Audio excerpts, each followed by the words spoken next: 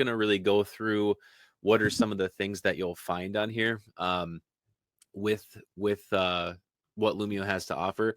And then I'll talk a little bit too about the setup, because so much of what you're going to find in the Lumio library, or what you're going to want to do as a teacher, is going to be from the standpoint of setting things up, right? So, like from the very beginning, even if you don't have your Google Drive enabled, which is very easy to do, it's just signing in and connecting them up. Um, and the one of the great things about Lumio is that you have the ability to mash all these different resources together, right? So you can take like bits and pieces from things. So if you, and the best way to describe that is like if you've got, a PDF worksheet and you have like a little bit of something on a topic in your Google Slides, and then you've got like a PowerPoint or something, right? You can take and you can pull all those together and make them into one Lumio file. And then with that, let's say that you have a pretty dry lesson plan that's in your Google Slides. Well, I never had a dry lesson. I don't know what you're talking about. yeah. Well, for those of us who do, Okay. yeah, Jeremy aside, some of us, we didn't have great lessons sometimes. So if you had that, you could, pull it in from your Google Drive, and then start to utilize building in some of the features that Lumio has, right? So a lot of what they're going to have, like in their templates and their ready-made resources, is more engaging or interactive content.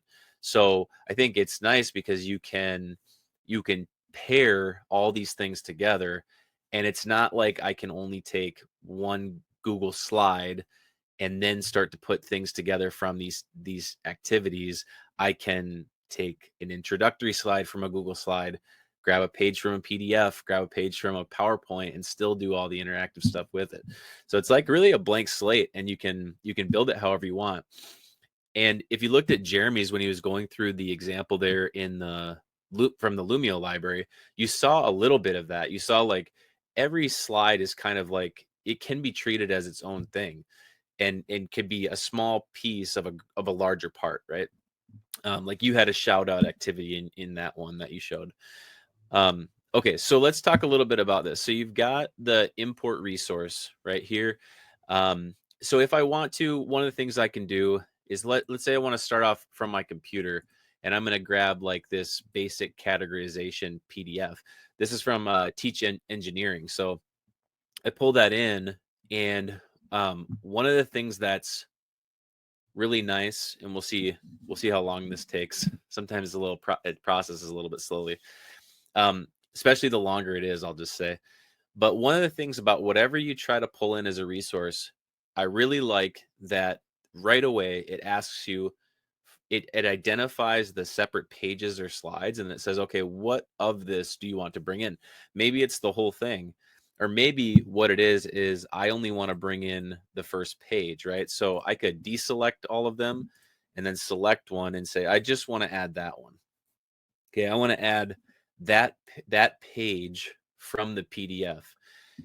And we're gonna have to use our imaginations here a little bit, because I'm not gonna have a ton of things that are matching, but PDF page is our start, right? Then from there, I want to add a new slide into it potentially. So maybe I want to go and I want to say, okay, now I want to grab, I know I've got something on categorization in my Google Drive folders, so I'm going to grab that. And again, I'm kind of grabbing at random here, but the principle is that you've got the ability to grab from different areas. It's going to do the same thing. It's going to pull it up, and you're going to see it's going to ask me like, what slides do you want from this, right?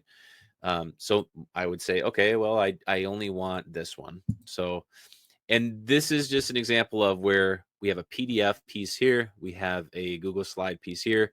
You can do the same with PowerPoint. I'm not going to do that as well. I think you kind of get the point, but the PowerPoint, if you will. But then from here, right, I can click plus and then get more into the stuff that Lumio provides as a tool within here. So what, is it a YouTube video, game-based activity, whatever you want to do there. So The one thing too that I'll say is that when you pull these in, you almost have to think of these as like it's like a static image. Like you One of the things that's nice that they're doing with the beta, uh, if you'd like to join the beta, I can show that in a minute.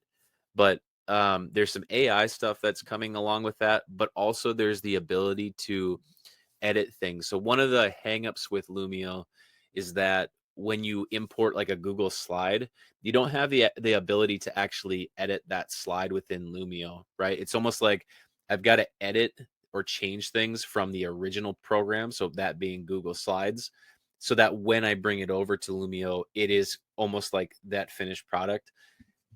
That being said, if you don't have the beta or if that's not something you're using, you still have the ability to use some of these tools, which allows you to, like mark up or overlay certain things like writing, text. You can even throw images and shapes and things on there too. So that's one nice thing that has been around for a while that you can do. But what I like about the beta, and hopefully this will, eventually get released as part of the actual program, is when you upload a slide, you can edit it within the Lumio platform as opposed to having to go back and forth between applications, which is nice. Um, so that's something to definitely be on the lookout for.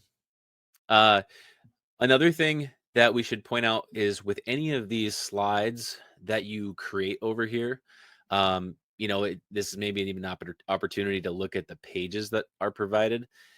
Let's say you want to throw a page up and they've got a lot of different templates. But let's say that I wanted to throw up a page where students were going to practice some writing, and it's for like writing along the lines for, capital and lowercase letters, something like this that we all remember from elementary school, right? Where we had to practice our writing skills. Um, you could do this if you wanted to on here. And a lot of times where I see this too is actually teachers will use this on the board and have kids come up and write on it, which is great as well. But you can also, using this little wand tool over here, you can convert these to an individual handout. And what that means is that when you push this lesson out to their devices, whatever they do on that, that's what you see from that student. So as opposed to if this wasn't an individual handout, right? If it was just our standard, this is more like we're doing it together type of thing.